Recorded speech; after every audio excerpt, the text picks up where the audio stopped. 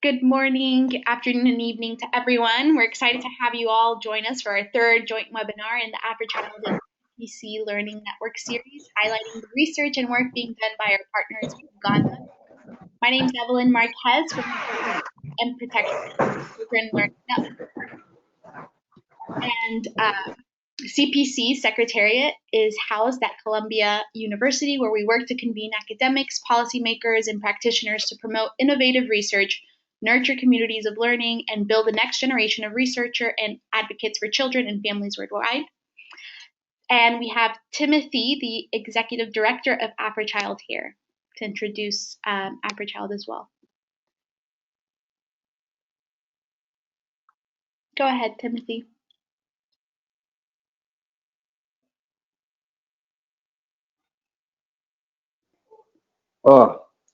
Thank you very much, Evelyn, and greetings to everyone that has been able to plug in and join us in this webinar.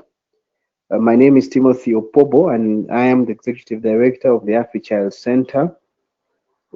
The AfriChild Center is based in Kampala, Uganda at Makerere University. We are a partner of the CPC network. We are a multidisciplinary research center that seeks to utilize research to inform policy and practice. And the subject of discussion today around residential care is an area of much interest to us as an institution, but I think it's also an area of interest for us as a country. We are continuing to try to improve on our standards and our practices around residential care.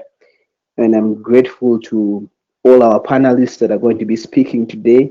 They bring a wealth of experience in this area. And I have no doubt that everybody that has tuned in to listen to this webinar will find it very useful and fruitful. So I welcome you all, and I hand you over back to Evelyn and the panelists to take us through. Thank you. Thank you, Timothy.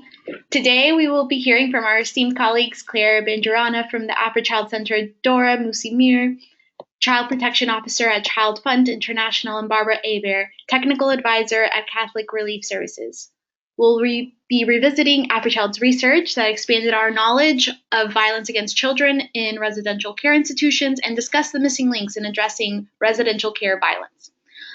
We will be having a question and answer period at the end of our webinar, so feel free to put in your questions as the webinar is going on, and we'll get to them at the end of the webinar. Thank you. And to begin, we have Claire Benjarana, Director of Research and Knowledge Management at the AfriChild Center. Claire's a development researcher and evaluation practitioner. She's focused on issues of vulnerable children and child protection. She has 15 years experience in research, leading, managing, and coordinating complex qualitative and quantitative research projects in Uganda and the East African region. In addition to being involved in the Uganda Violence Against Children Survey, other studies she's managed include a qualitative study of risk and protective factors for violence against children in the 3 regions of Uganda by AfriChild, violence against children outside of family care, on the streets, and in residential care institutions. She has also been involved in a systematic review on risk factors for violence against children in low and middle income countries, a UNHCR, Columbia University, and TPO Uganda study on measuring impact of protection systems using a child protection index in 2 refugee settlements in Uganda. She holds a master's degree and postgraduate diploma in monitoring and evaluation, as well as a bachelor's degree in development studies. And here's Claire. Thank you, Claire. Thank you, Evelyn, for that kind introduction.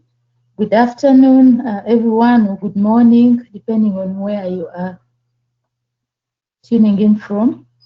I'll not reintroduce myself again. Thank you, Evelyn, again for that kind introduction. Let's get right into it. We are going to be talking about findings of, let's go to the cover slide again, findings of a study, a qualitative study that was conducted in Uganda in 4 districts, looking at risks and protective factors for violence against children living in residential care institutions. with the next slide, I'll give you a bit of background and context to this study. So for this presentation, we look at the purpose, in which I'll talk about the purpose, objectives, the research questions, as well as a bit of context as to what was happening around the time this study was conducted. Then we look at the methodology, key findings. A lot of time will be spent talking about key findings. And then we look at implications for policy, for practice, and for research. Let's go to the next slide. So the overall purpose of this study was to explore risks and protective factors for violence against children and perceptions of managers and directors regarding the care and well-being of children in residential care institutions in Uganda. So the context was around the same time the country was carrying out a national violence against children survey. This survey is a nationwide survey. It's a population-based household survey looking at the magnitude of violence against children. So we looked at that aspect and then thought of a way to complement this survey by looking at contexts that were ideally not going to be reached by this survey, because children who live in residential care institutions are not really considered to be in households. So we looked at other contexts. So one of the aspects we looked at was children in residential care institutions and then children on the streets. And another way in which we were complementing the national VAX was, this was a qualitative study. So we aimed at exploring risks and resilience around violence against children in these settings, as the VAX, the National Violence Against Children Survey, was giving us the prevalence, the magnitude of violence against children in the country. So that was the context within which this was done. Let's go to the next slide. In terms of methods, well, we before we go to the methods, we aimed to answer the following questions. One, how do children understand and describe their experiences of violence? So we are AfriChild. AfriChild does a lot of child-focused research. We place children at the center of research. Our vision is a world where society where the world invests in children as an element of sustainable development. So this is why we place children at the center of our work. So we wanted to understand, how do children themselves, because most of the research we have is from an adult's perspective. So when an adult describes an experience of violence, it's quite different from when a child describes it. And we lose out, or we miss out a lot if we are going to design interventions to address this violence. We miss out a lot if we don't see things from the child's perspective. Secondly, we wanted to look at the perceptions and experiences of managers and directors in regard to caring for children in these residential care institutions. And lastly, we were exploring the experiences and perceptions of law enforcement officials on the care and well-being of children in residential care. As we look at the methods, we'll be able to tell which category we went to answer what question. Next slide. Sample areas, I already mentioned 4 districts. So we looked at Kampala. Kampala is the capital. For those not from Uganda, Kampala is the capital city of Uganda. And so we sampled, we purposely sampled Kampala, we sampled Wakiso and Jinja based on a high proliferation of children's homes in those areas. And then we looked at Mpigi because it has the only national rehabilitation center. It's a state-run institution that has children residing there. It has both children that have been processed through the justice system and also other children living there like they would in any other residential care institution. So those were the areas we targeted. Next slide. For the methods, I'll talk about what we aimed to do was to have a participatory, because the VAX targeted 13 to 24. So with this study, we wanted to bring in voices of the younger children. So we went as low as 8 years. So we had categories from 8 to 12 and then 13 to 17. The methods were quite participatory in nature. With the children, we did body mapping, and we also used reflective journaling as methods to collect data from them. So with body mapping, they'll draw a picture of a child and then discuss the different types of violence that happen to the different body parts. So the younger children were quite engaged in those. And for the journals, we gave them journals at the start of the data collection phase. And every 2 days, our research assistants went by to discuss what they were writing. They were meant to reflect on experiences as they live in those residential care institutions.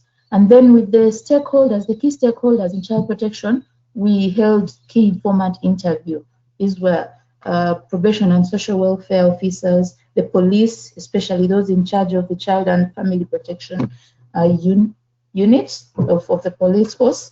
And then we looked at residential care institution staff. So the findings of this study really cut across both children and then the adults, including government representatives as well as the managers and directors of the residential care institutions. Next slide. Yeah, that's a picture of body mapping. Children were really engaged in the activity and it got them talking. Once they were done drawing, it got them really opening up about different experiences, different forms of violence that happen to different parts of the body and all the other reflections on the topic. Next slide.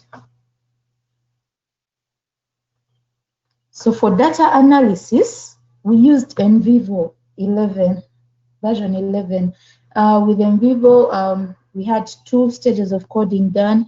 We generated 20 themes and then 26 sub-themes. So all in all, we had 26 nodes created, and that's what guided our interpretation of the findings. Next, that's a word cloud of the words that featured in the analysis. So let's talk about the findings.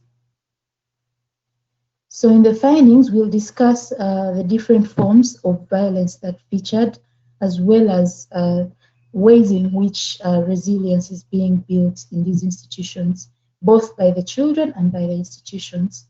Next slide. First and foremost, in the recruitment process, when we examined the recruitment process, we found that there was some kind of discrimination. For example, institutions were hesitant to recruit children with certain types of disabilities and children with HIV because of the complications around having to take the child for medication and all. So for some institutions, as a must, a child has to take an HIV test, and they are really hesitant to bring on board those children.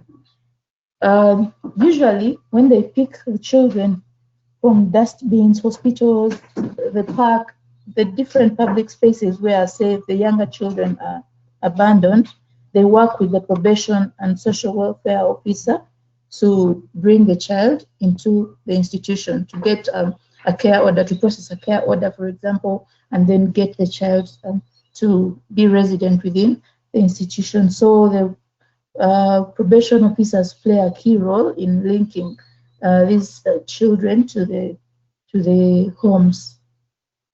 Next slide. Physical violence.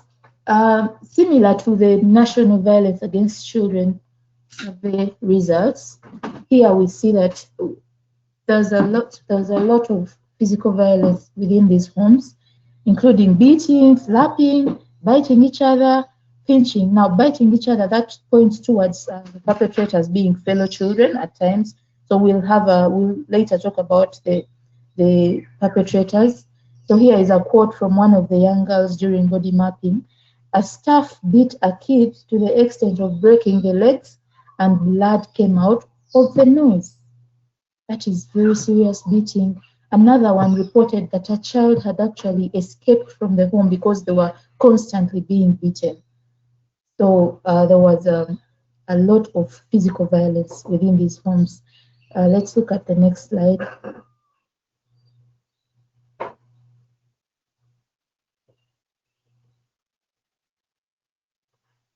Emotional violence also featured really highly in the findings. I already talked about the process of recruitment. So you see segregation and discrimination, where certain children with some of these institutions have children with different types of disabilities. So we find that the ones that are not able to do very many things are hidden away. Some are hidden away, they don't come out. Some are isolated in their rooms, they can't come out and play with the other children or participate in the other activities. And also based on their backgrounds and some of the diseases they may have, we found that they were being discriminated. Denial of some privileges, so some of the children get to go out. I mean, they can walk, they can, you know, the others who can't stay are stuck in the homes. They can't participate in any of the other activities like other children. Then verbal abuse. The children mentioned a lot of abuse where both members of the community and caretakers within the homes give them names like that one with crippled legs.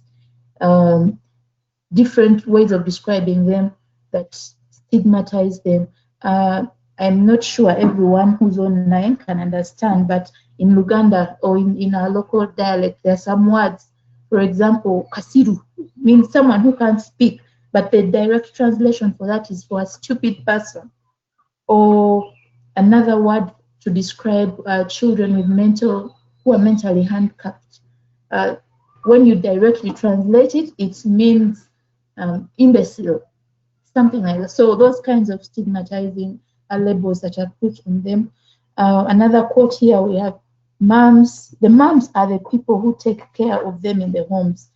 Moms abuse us that we are just picked with jiggers and picked from rubbish. When we go to visit our relatives, when we come back, they tell us to leave our clothes out and wash them with jig and omo, detergent, that they don't want jiggers and bed bugs in the home. So that tells you how they are looked at and how they are treated by these people in whose care they are for very long periods of time. So that the emotional violence is evident even in the words that are being said to them. Next slide. Sexual violence, this featured really prominently in the findings. In many ways, boys touching girls' private parts. There were reports of older boys sexually abusing younger boys. Then rape and defilement, sometimes by fellow residents, but also caretakers and other members of the community. For example, there's a case, the probation officer mentioned a case of an older boy who had defiled a younger boy, and then he had to be processed through the court system and sent to jail, and many stories.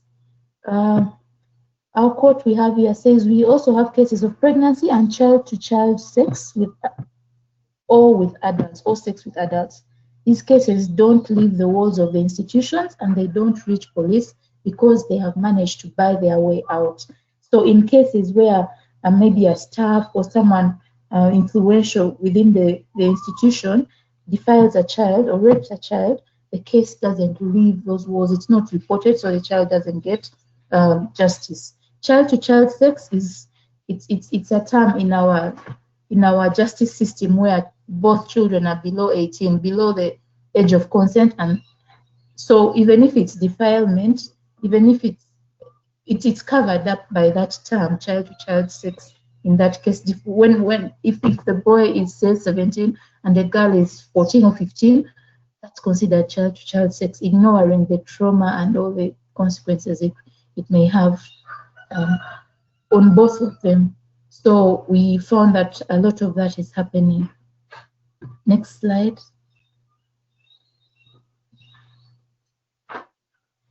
Neglect, failure to provide medical support. Some children were writing in their journals, when I was sick, I could not get help because I wasn't taken to a doctor. Or leaving the place unkempt, especially where there are children with different types of disabilities who are unable to clean themselves up. Caretakers don't care. At night, we find them asleep when we visit. Whether I come at 3 a.m., and enter, we find the babies in wet beddings. This was told to us by one of the probation officers. And then isolation and failure to care for the handicapped children. I think I'd already mentioned that. So the children felt neglected. Next slide. Institutional confinement. One of the key findings was that some of the children actually have their parents alive somewhere, but they are living, they are resident in these institutions.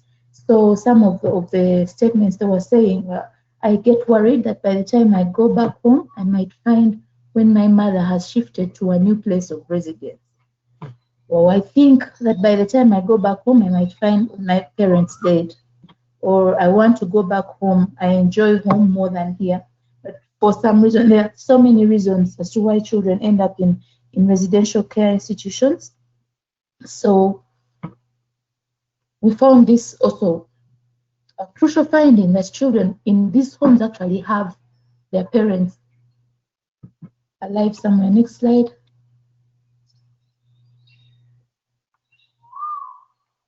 Yes, some of the perpetrators are fellow children, caretakers, community members, and other staff of the homes. Next slide. Let's quickly talk about resilience, the issues around resilience building that we found. There is training on personal hygiene and sanitation. Sticking together is a coping mechanism that children have come up with to support each other or to cover up for each other so that their friends don't get beaten up. Teaching cultural and religious values, and then career guidance and skills building, and sex education. Those were some of the issues we found around resilience building within those homes. Next slide.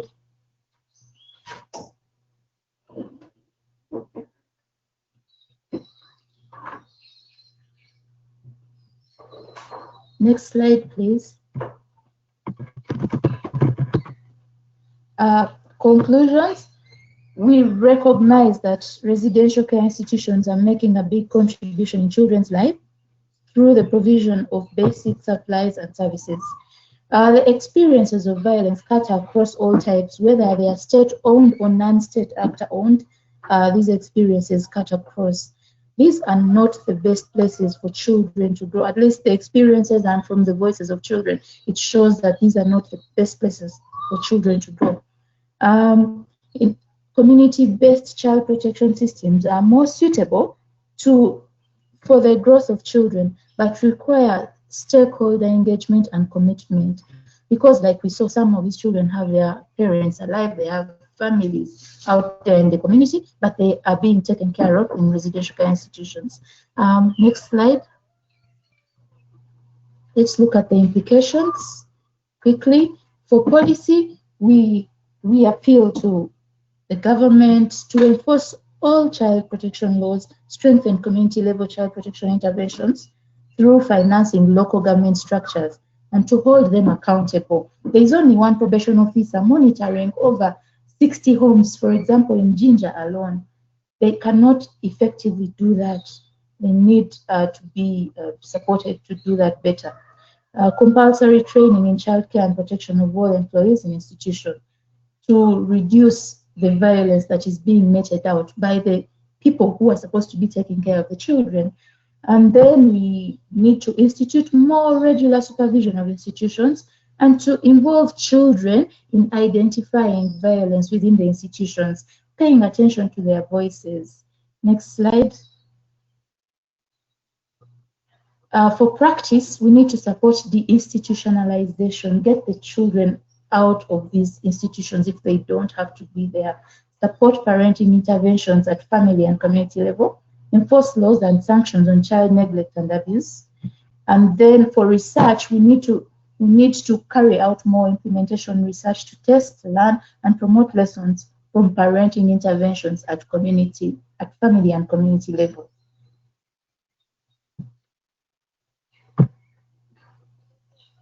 Next slide, which I believe is the last slide. So for COVID, just to highlight what is happening right now, some of the homes have experienced abrupt closure because some run schools and all educational institutions were closed. So some were closed. This put the children at risk of experiencing more violence and abuse in their communities, the violence that sent them to these homes in the first place. And then we also see reduced support, as a lot of focus, even from NGOs, from donors, from government, a lot of focus has shifted to dealing with the pandemic. And then the other effects of COVID prevention measures affecting access to services. For example, we're seeing a spike in teenage pregnancies because many children are at home, they're not able to access sexual and reproductive health services and other related services. They're out of school, so what happens? They're at risk of sexual violence, and we are seeing so many cases of sexual violence because of COVID. So this issue is the issue with residential care institutions. In a nutshell, we see violence at the center, in that violence sends children from their homes to these institutions, but in the institutions, they're again facing this violence and they end up leaving and either going to the streets or in other worse conditions. So with those few reflections, I will hand over back to Evelyn. Thank you. Thank you so much, Claire. And now we have Dori Museum. Dora is a seasoned social development professional with experience designing and implementing child rights and well-being programs both in government and civil society. Dora has extensive experience in child protection, child justice, alternative care, child-led advocacy, and system strengthening. Dora is a key contributor to reforms in policy and practice in alternative care and has kept this discourse alive throughout her work. She graduated with a master's in international studies and development cooperation major at Ewha Women's University in South Korea. Dora is a child protection specialist at Child Fund International Uganda country office. And with that, here we have Dora. Thank you so much, Evelyn. The alternative care picture in Uganda is what really I've been part of for some time. So I've been really part of it from policy and practice. Next slide. So the general overview of what the landscape looks like in Uganda. We know Uganda is the population is 45 million and growing by day, and more than half is children. So we really have a very young population, and we have known just slightly over 100 residential care facilities that are operating with a license from government. These are, of course, spread across the entire region.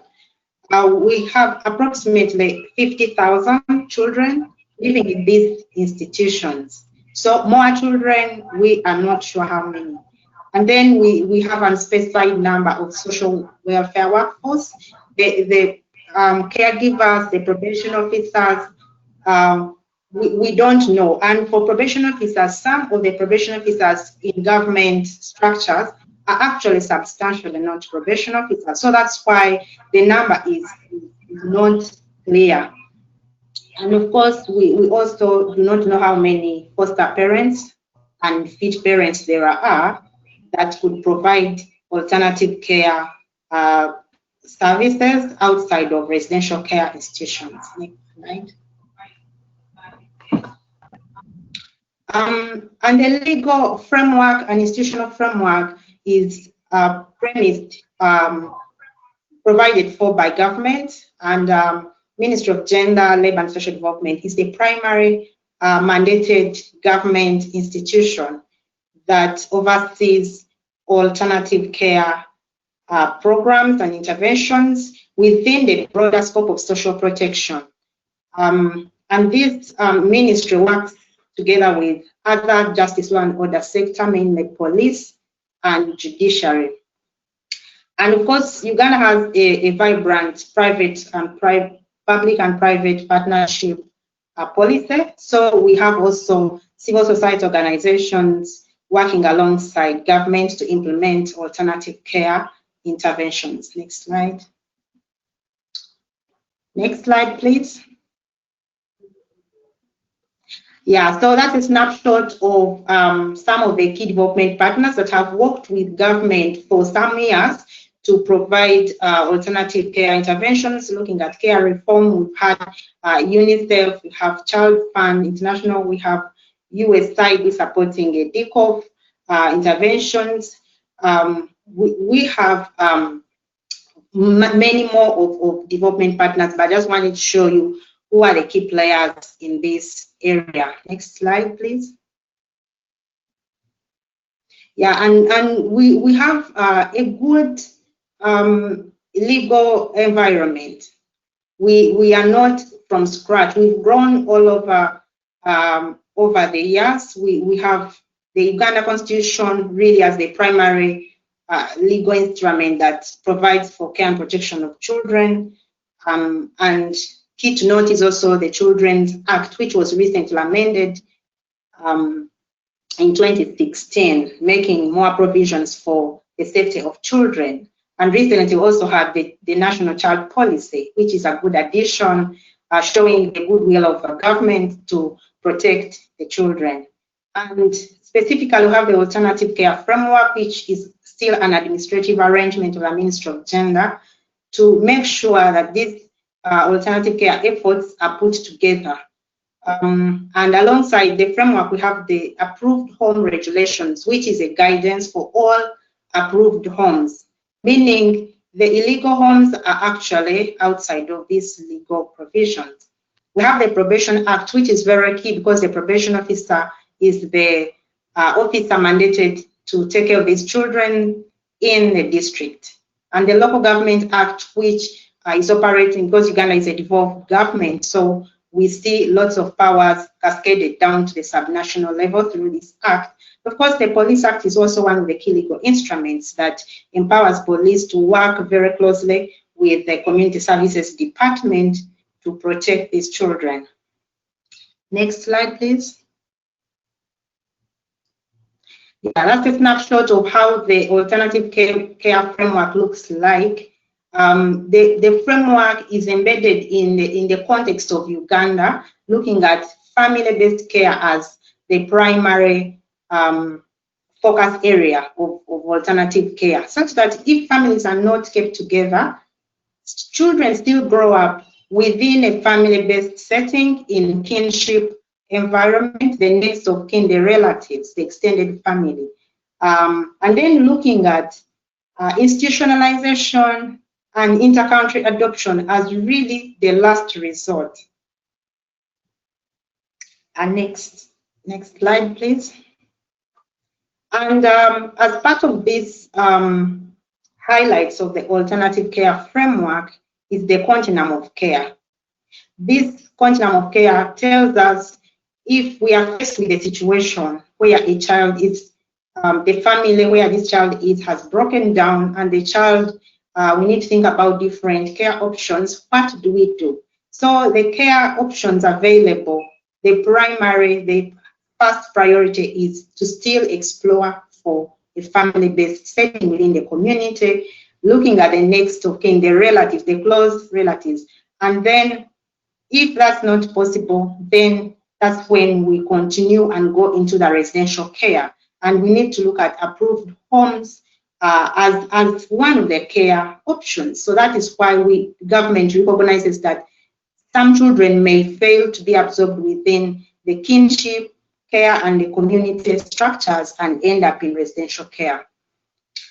And then, of course, permanent care is family-based care. Institutional care is clearly spelled out in this framework as very temporary transitional care. So those are points of emphasis that this alternative care framework highlights. Next slide. And what is the stakeholder landscape in Uganda? We have government as the primary mandated institution, and then alongside government, we have several other players. We have donors and philanthropists that behind the funding that comes into the residential care facilities, that comes into the community-based alternative care interventions. We have children as the key protagonists in this. We have the community-wide systems, processes, the different structures. we have the schools, because according to research, some of the reasons why children get into residential care is because they want education. So what is the role of education? What is the role of civil society, faith-based organizations? In Uganda, the experience we have is that many of these residential care facilities actually run by faith-based organizations, because they start out with the good intentions to take care of these children. So that is informing that. We have orphan tourists. We have people who are coming into Uganda from other countries and they have good hearts, but at the end of the day, you find they turn out to actually abuse these children. So this is still a group that may have a good heart to come and take care of children, but at the end of the day could actually abuse. We've seen some of these stories in the media. We've seen some books like Help in That Heart. We have the academia, which is why we are here with the AfriChild Center. We have internally in Uganda, we even have universities coming up. Makerere University, we have Uganda Christian University coming with courses that are talking about children, placing students for internship, so that this is a critical area they are taking care of. We have the private sector driving this as well. We have the media that is a stakeholder in bringing out stories and giving us space to raise these issues. Next slide, please. So I'm going to pick a very key trend over the years, what has been happening in alternative care and residential care for children. Something has been going on before 2010, but 2010 saw a jump starting in key reforms. So that's why I picked 2010. So it's not that Uganda has been sleeping all this time. No, there's been efforts, but 2010 really marked a jump starting in key developments happening in this area. So we see a multi-sectoral alternative care task force being formulated with a technical working group as part of the larger National Child Protection Working Group. And this is a group that's very alive. It's still working even up to now and growing stronger.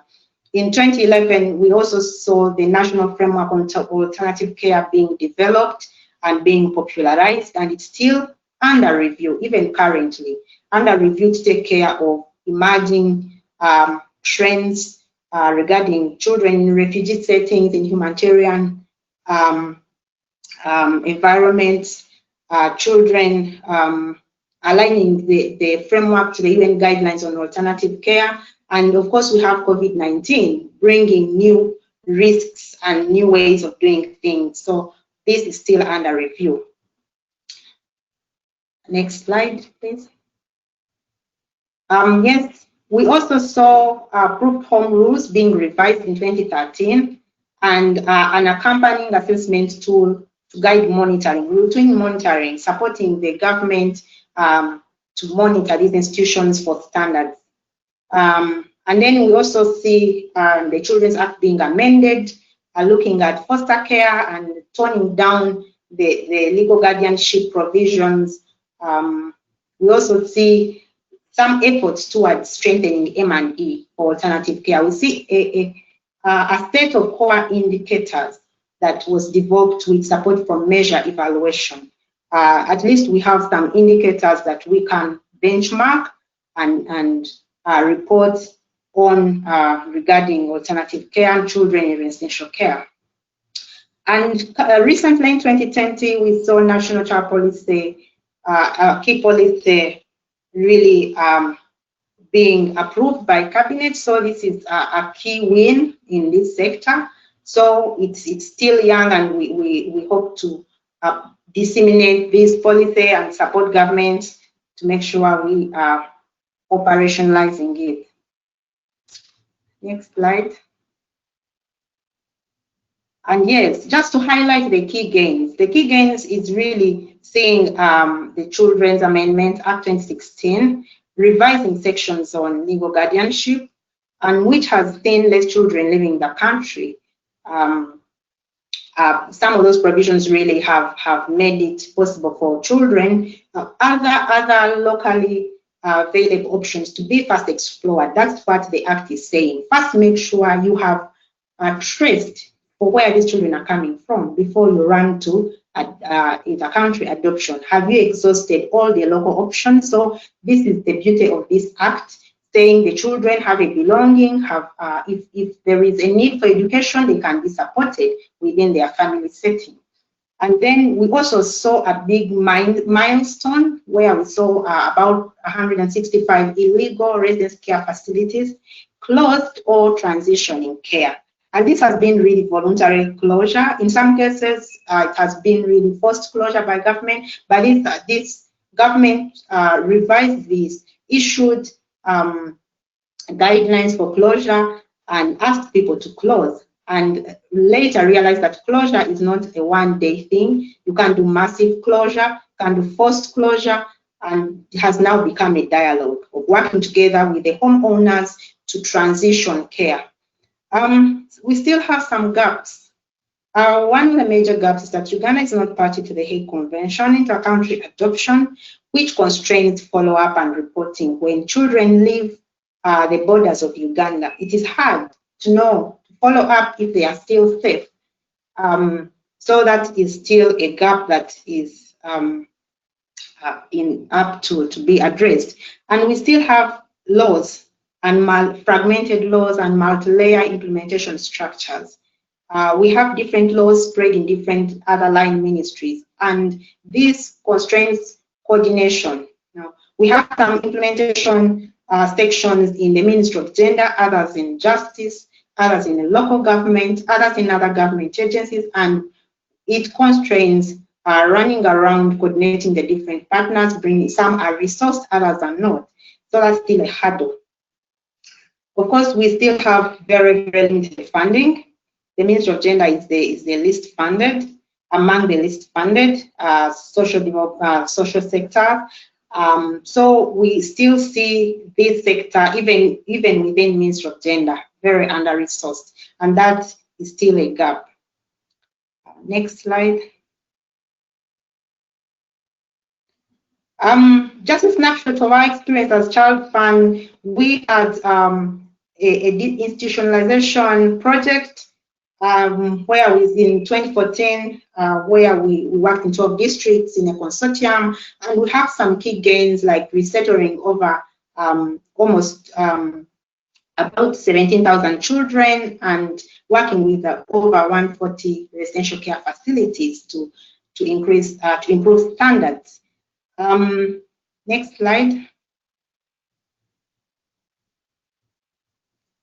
And we also had another project, and these projects were, this second project was also on strengthening the family with economic strengthening interventions. And both projects demonstrated that you cannot just do social interventions, but you have to combine social interventions and economic and family strengthening supports to be more effective. Because some of the push factors were because people were poor, people needed education for their children, so they were sending children to home. So that combining this meant keeping more children in the homes. And Child Fund has continued up to date to keep the conversation and interventions on child care and alternative care going. We had a groundbreaking advocacy recently with Parliament putting forward these asks. Next slide.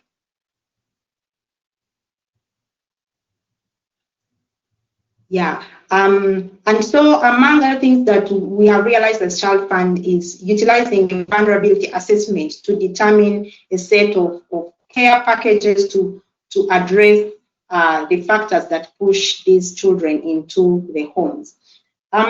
And fast forward to the COVID experience, we see that Uganda, of course, like any other country, we have experienced COVID-19 and we've had lockdown. And then key to notice that social workers were not essential workers. And this is not really just Uganda. We've had other countries talk about it as well. And the Uganda Child Helpline was also shut down initially, and until civil society organizations, we talked to government, would you open that up again? And that was done partially. We saw technical guidance delays in bringing out guidance on alternative care. We had the technical guidance, not on broadly child protection, but for children in alternative care came quite a little late, which meant that these numbers of children we are talking about, the 50,000, were initially left behind. The Ministry of Gender here put out an intervention plan to address COVID-19 effects on children and families. But the guidance put out there was initially limited to the government institutions. However, we are seeing the ministry coming up to also address this. But initially, those were gaps that we could see in COVID-19. And of course, we are expecting to see, we are already seeing many cases skyrocketing because of the stress that families are experiencing because of COVID-19. Next slide, please.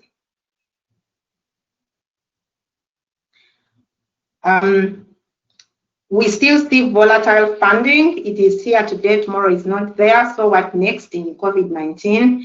And we hope that residential care facilities can sit down and reflect and modify their strategies and make sure they are supporting these children. We also think the voice of children needs to be heard. They are caregivers who are living independently. What are they saying regarding their care? There are many. When children need residential care, who takes care of them? Who do they go to? We need strengthening capacities of the social welfare workforce vis-a-vis even COVID-19. Are they resourced? Are they the SOPs? Are they touching the social welfare workforce? Are they benefiting from the materials being distributed in, for instance, for health centers? How about the probation officers, for instance? And also to highlight is there was an Auditor General's report on value for money audit on management of the adoption process. There are key recommendations that would help strengthen this area as well on alternative care and children in residential institutions. Next slide, please. I'll pick out a few because of time. Some of the considerations is to really consolidate our data. We have some efforts towards that. We have different partners like SOS Children's Villages. Child Fund has lots of learnings from Dori project. We have both ends believing, measure evaluation. We have lots of data. We need to put that together and have a comprehensive alternative care management information system and track these children in institutions and see the welfare of these children. We need to listen to children. They are the main protagonists here. What is their voice in all of this? Next slide, please. Yes, and the great opportunity is that government has goodwill and we have a good legal and policy environment to help us go along this. We still have communities valuing the cultural practices and kinship. Yeah, people are not willing to go to court to formalize adoption, but they are all willing. Most of them are still taking care of children who are not biologically their own children. So there is still that opportunity to build on, to contextualize foster care in the context of Uganda, of Africa. Next slide. Yes, so at the end of it, we hope to see that every child is growing up in a loving family. And if we need to reach at that point, to reach there, we need to see that we strengthen the legal and institutional framework. We empower the community, the broader actors that I highlighted earlier. We need to empower all those actors and work together and see that we don't leave every child behind. Thank you very much. This is the end of my presentation. Over to you, Evelyn. Thank you, Dora. And I just want to remind our audience that we are taking questions. Feel free to send them in and we'll get to them after Barbara's presentation. And now we have Barbara Hebert, a technical advisor with Catholic Relief Services. Barbara is a community development specialist, social worker, training facilitator, and child rights advocate with 10 years experience. She has led and supported alternative care-related projects and care reform agendas in Uganda, Kenya, Rwanda, Tanzania, Zanzibar, bringing practice-based experience to policy-driven interventions in the social protection sector. She brings a wealth of implementation and program management experience in the areas of child protection, system strengthening, alternative care, advocacy, and general care reform. And without further ado, here we have Barbara. Thank you, Evelyn. Considering that we are a little bit behind, I'll ask you to go straight to the next slide. Thank you, everyone, for joining us. My role today is to highlight some very high-level global perspectives on alternative care or children outside family-based care to really just tie this conversation all together. My fellow presenters have already highlighted and constantly used the term institutional care, I just wanted to start by highlighting that, globally, one of the key defining characteristics of institutional care is the fact that children live together. That live together are largely unrelated, though we do see cases where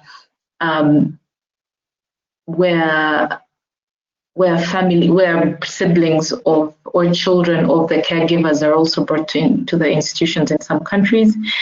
Children are also separated from their families and often the community, and institutions run according to workplace routines. So those are some of the key identifying features of institutional care. I highlight this because in the last couple of months or in the last year, there's been a lot of debate and discussion as to what really constitutes institutional care. And Dora has already highlighted in the Ugandan context what are the provisions, what are the different aspects of children living in residential care and children living in the streets, etc. Also, something that I wanted to highlight today is the fact that globally, residential care facilities, institutions go by very, very many names. In Uganda, for instance, we've had our presenters talk about residential care facilities. There are places where they're referred to as orphanages, children's homes, babies' homes, and also child care institutions. Next slide, please. Now, in terms of the global prevalence in numbers, one key thing to highlight here is that we still have a very big gap in data, like Dora already highlighted. According to UNICEF's State of the Welfare of Children of 2014, we have almost 2.2 billion children globally. Of that number, we have an approximated figure of 5.4 million living in institutions. In terms of general characteristics as well, research shows us that 80% of these children actually have at least one living parent. Poverty is recognized as a key driver for children being placed into institutionalization. Education is also a big driver. They go to access education, and children with disabilities are especially at high risk of placement into residential care. Also confirming the sharings of Dora and the research that Claire has shared. Next slide, please. Now, in terms of regional and national level, we do have some data in some of the countries. You realize that based on a publication by Lumos, there are countries that have some data on institutional care. But you'll not realize that it's a handful of countries. There's still a huge gap, and countries are being encouraged to do that. And that's the reason why we have an approximate figure of 5.4 based on the recent findings and systematic review of data that currently exists by the Lancet Group Commission. it was, one of the biggest challenges was there was no formal data. They had to dig through both formal and informal information to give us that figure. And even then, they had to employ various processes of analysis to get us that estimate. So data is still a big gap globally. And whereas countries are making strides, for instance, Kenya and Guatemala also recently conducted some study to ascertain their numbers. This is something that countries are still very reluctant to do or are not really prioritizing. And I think Uganda is a good example. For most of us working in the sector in the country, realize that our last data on the situation of children in residential care was last conducted in 2012 with support from UNICEF. And we haven't had an updated mapping of that system to date. And in some countries, prioritization or remuneration of children is for only institutions that are recognized as approved. So there's even a second layer of children who are not counted because they're not recognized as living in approved institutions. The Lancet study also tried to highlight some regional data, and based on the findings that they had, estimates of children living in residential care based on a 2015 data from 2015 indicated that countries with regions with the highest prevalence were South Asia and Sub-Saharan Africa, with North America presenting the lowest numbers of children in care. Also, a key thing perhaps to notice here is that we do have, based on the 2015 data, an estimate of countries with the presumed highest number of children in institutional care. That's Pakistan, Indonesia, India, Russia, and Bangladesh. But still stressing that this is because we don't have data. It's not necessarily that these countries are the ones with the highest numbers, but these are the numbers that are actually documented both in formal and informal systems. Next slide, please.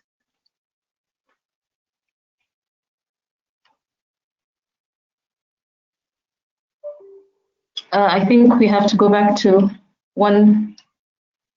Yes, I think there's something wrong with this slide, but essentially this was trying to answer the question, why is this important? Why are we talking about figures? Why are we talking about institutional care? And based on the information that has been shared by Dora and by Claire already, it's, there are immediate effects of residential care as well as long-term consequences. We see physical, emotional, and intellectual challenges when children are still young, and we also see higher rates of unemployment, drug abuse, suicide, girls being susceptible to pregnancy, domestic violence, sexual abuse, and exploitation, as highlighted by research as long-term consequences of residential care.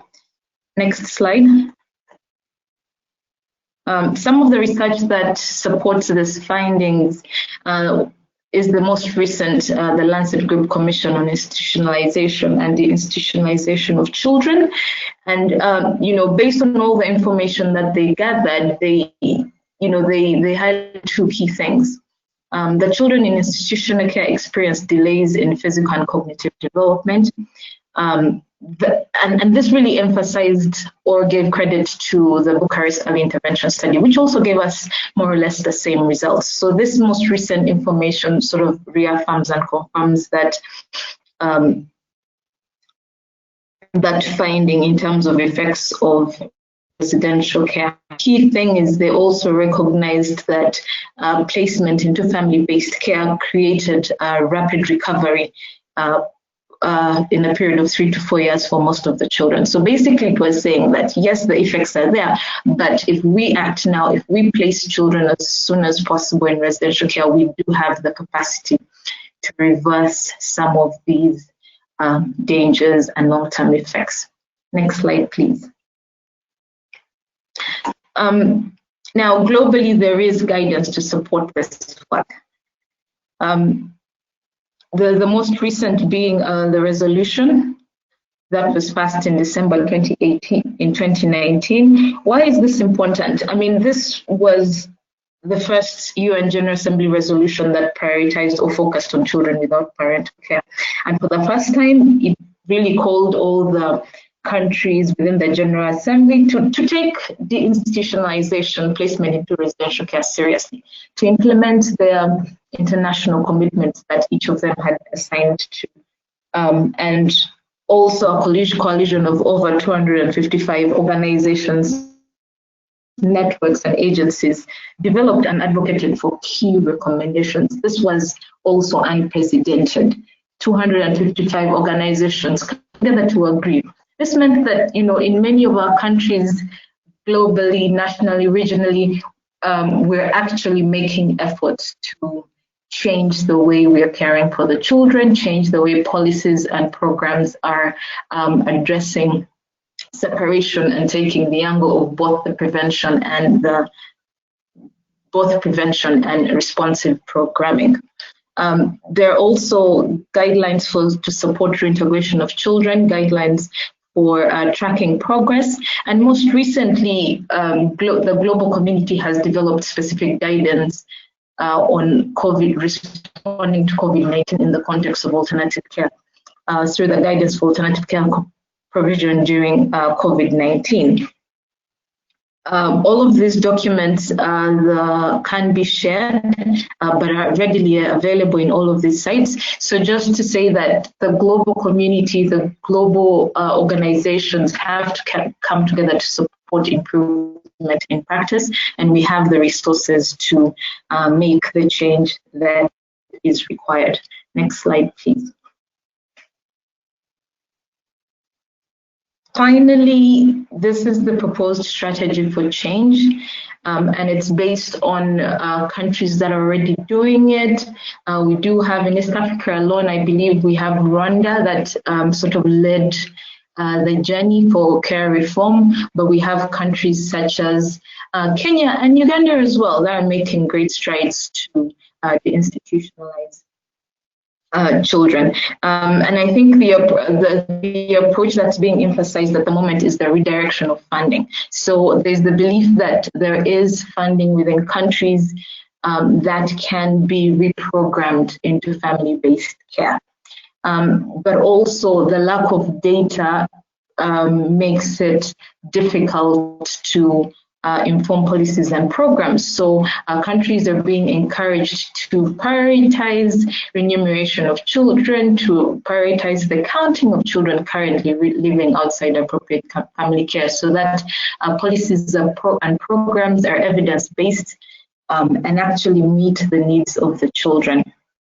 At the global level, actors are being encouraged to work jointly to promote the elimination of institutions, and I think the coalition of 255 organizations was a great step. Dora mentioned moving away from silos even at local level, because there's the understanding that all stakeholders really need to work together if the institutionalization is to be achieved.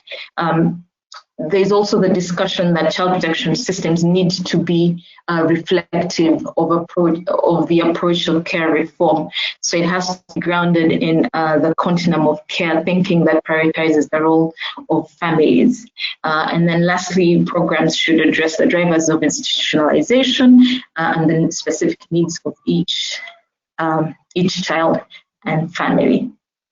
That was my very, very brief overview of the global prevalence and the guidance that currently exists to support practice and care reform. Over.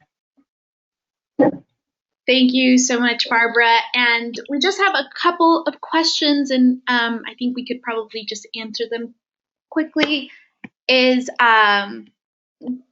Well, one is, this question can be for everyone. How can resilience be measured in children?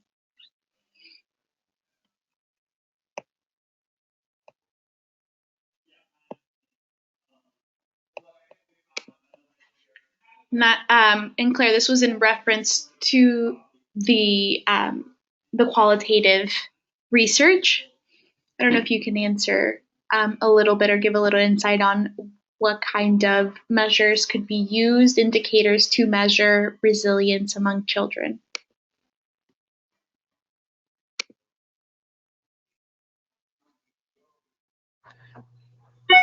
So, hello. So, well, in relation to our study, we were not, like I mentioned, it was a qualitative study, so we were mostly exploring, we were not measuring, but I'm sure there are certain tools and methods that have been developed that with which resilience can be measured. But for our qualitative study, we were looking at protective factors. So when we talk about things like skills building, things that can enable the children to thrive in the face of violence, to protect them from violence, including the aspect about sticking together, covering up for each other, protecting each other from violence. So on one hand, when we look at risks, on the opposite side, the flip side, we talk about. On the flip side, we talk of resilience. So I am sure there are certain, it would take a long time for me to explain all the measures for resilience, but for purposes of our study, we were exploring the factors around resilience, meaning that it was a qualitative study. Thank you. Thank you, Claire. And this question can be for anyone as well. In Uganda, is there any prioritization in advocacy to prioritize provision of family support services or in developing alternative care systems? So what is being done in Uganda currently to advocate for these alternative care systems? I'll go for that. Advocacy for alternative care systems is still really an emerging discussion. It's not really taken a strong footprint yet. So I would say that these are still isolated, simple efforts being put forward to talk about this with influencers at different levels. And the emphasis, if I may take an example of Child Fund, we are saying let's invest in the government systems, because government is here to stay. Civil society organizations, they are here today, tomorrow they are gone. So we are saying if we resource government structures at all levels, because we are operating at central government level and at subnational level, can we resource those structures so that they are able to monitor, they are able to prevent family separation? And then if we put a lot of emphasis on the prevention, then we have fewer children getting into the residential care facilities. So the advocacy is increasing investment in the social development sector at different levels, at all levels. That is really what we are asking. Thank you. Thank you, Dora, for that. And this is the final question, and I'm going to combine two, is how do children end up in residential care institutions? And if these children have parents, why are they there?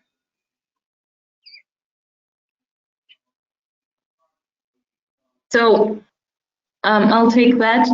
Just say that these are very good questions, and these are the conversations that need to start happening, because we do have data that shows that some of the children in care have known families, or at least have one living relative.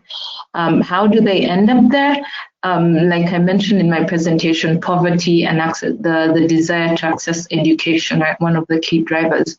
So Dora mentioned how during COVID, you find that since schools are closed, there are no children went home. So what does that tell you? That a lot of them are actually in these institutions to access education, and there's actually the belief that they are in school for some parents. So they end up there because some civil society organizations offer the service that they feel that they are unable, that parents feel that they are unable to provide at that time. And if an institution is there and a family is struggling, and someone comes and says, I can take care of your child, I can provide for them, then we've seen families in Uganda readily surrender their children with the belief that they're actually doing the best for them because they're going to receive the services that they are lacking or missing. Over. Thank you so much, Barbara. And yes, thank you all, Claire, Dora, Barbara, for this really amazing presentation. We will have the recording available on YouTube, and you will be receiving a link to access the recording and the presentation for anyone who would like to review this. I'd like to, again, just thank Claire, Dora, and Barbara for this really great presentation highlighting how we really need to be investing in alternative care methods, as those are what support a healthy child. Thank you, everyone, for joining us today, and I hope you have a good day. Thank you.